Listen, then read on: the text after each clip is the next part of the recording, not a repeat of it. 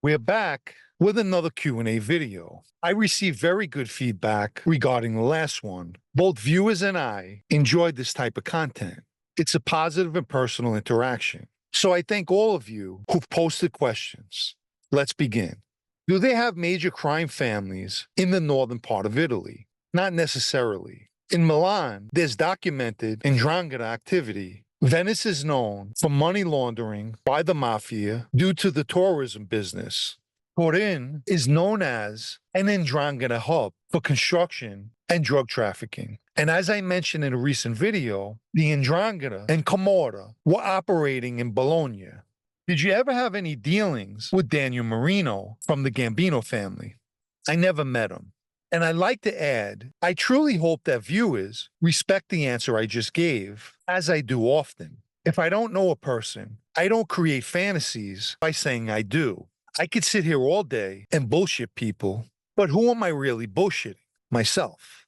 You may have covered this before, but did they actually capture someone in the Italian mafia somewhere in Syria? Bruno Carbone, linked to the Camorra, was an international drug trafficker as well as a fugitive who was captured in March of 2022 by a jihadist group in Syria. I wasn't going to respond to the following question, but here we go. I was wondering if your upbringing was similar to the movie A Bronx Tale. If so, was John Santori like the character Sonny, and were you like Calogero? Here's my answer. I didn't live in a movie, and neither did Johnny Santori. And I could speak about John because he's dead. When he killed people, no one ever yelled cut or was the scene over. Would you consider Freddie Boy Santorelli to be a big earner, politician, or capable? I'll speak about what I know. He definitely was an earner and did well for himself. A politician? Absolutely. And as I've stated numerous times, every guy in that life should be capable, or they should have chosen another profession. Did Spanky ever discuss how or when he was made into the family with you? Did either of his brothers ever reference his ceremony? As far as the exact date that Spanky was straightened out, I have no idea. He told me he was a Colombo associate around Captain Patty Amato's crew, and he actually wanted to stay with that crew.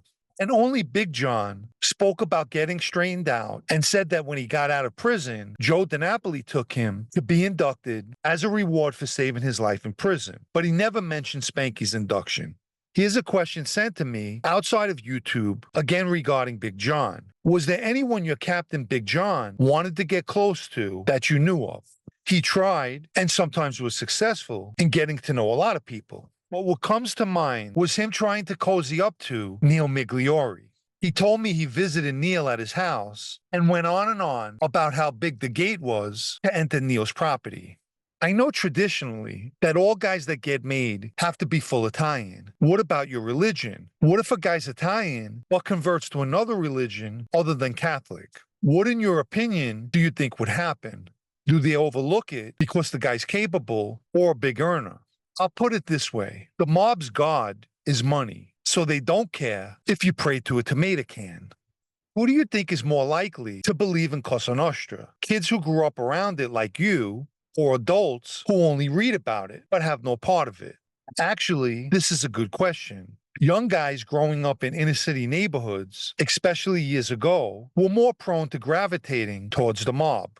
In dealing with the YouTube world, as well as social media, I've come to learn that many adults fall in different categories regarding the mob. There are a large group who are into the history as a hobby. They happen to be my favorite group. And then there's the fanboys. The first group don't necessarily believe in the ways of Cosa Nostra, whereas the second group wants to belong or consider themselves sideline associates, or better put, bleacher associates. And they just agree with anything that the mob does or spews. Did you ever meet Lucchese members Mario Gallo and Joseph Piscano? And did your friend that you went away with ever get made? I never met Mario Gallo and never heard of Piscano. My friend Michael is living a normal life, and that's all I'll say. If a person owed a member money and he died before paying it back, would his family be expected to pay the debt? The answer really depends on who lent the money out. That guy may be pissed and try to collect from a father or a brother. It's not an honorable thing because lending money's a risk, and having a guy die on you is one of those risks.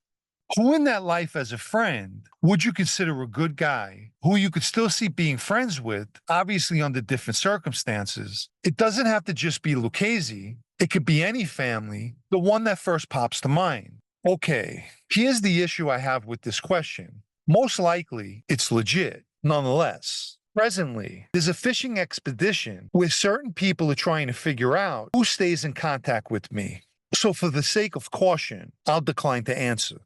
Not a mafia question, but a question I feel men are hardly ever asked. How are you doing? How is life treating you? Hopefully everything's going well with you. Thank you for the content you provide us. Well, thank you for inquiring how I'm doing. And I'm doing well. My health, which is of the most importance, is good. Without it, you have nothing. Life, something I learn more and more each day, is controllable by us. It's what we make of it.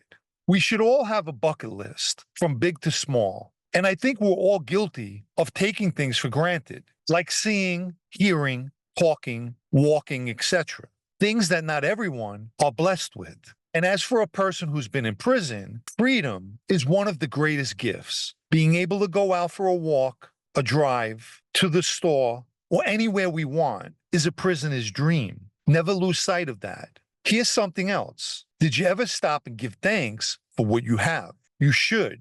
We have one life, and my advice to you is to pick any day, today, tomorrow, or the next, to start living it correctly. Remember, hate will get you nowhere. It's a human emotion. Because when our souls leave our bodies, if you believe, do you think at that point the word enemy exists? So life is good to me because it constantly teaches me.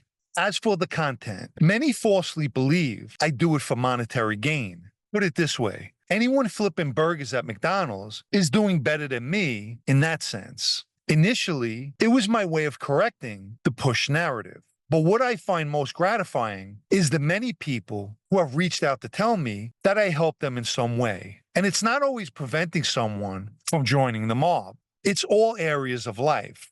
I do my best to provide content and add what I could. However, the thanks belongs to you viewers. Many of you have taken from yourselves to give to me, as well as your time. And it's something that helps me to continue to do what I do. And I sincerely thank you. If I packed it in tomorrow, besides the mini celebrations from the mini minds, what would viewers have?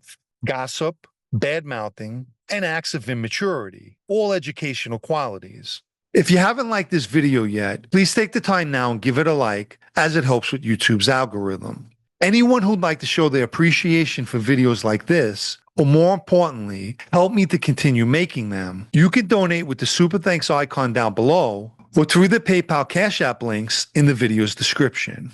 Let me quickly mention my blog, also called Sit Down News, especially for those of you who still enjoy reading. The site can be found at sitdownnews.com and is a paid subscription.